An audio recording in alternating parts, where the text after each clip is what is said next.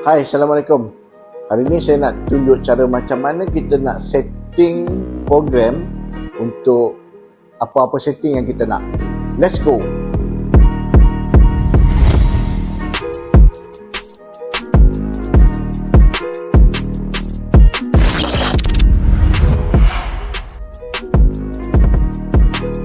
Okay, contoh kita nak setting program untuk IC.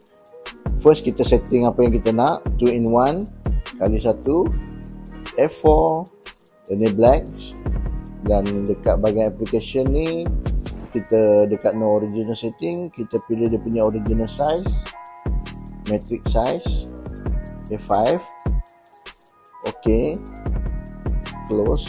Dan sekiranya setting ni kita kerap pakai, better kita programkan dalam mesin lebih baik. So nak program dia, bila kita dah setting ni, terus pergi ke program, pilih yang mana-mana tempat yang kosong ni, pilih, so new, dan kita namakan dia sebagai IC lah. Ok, close, that's all.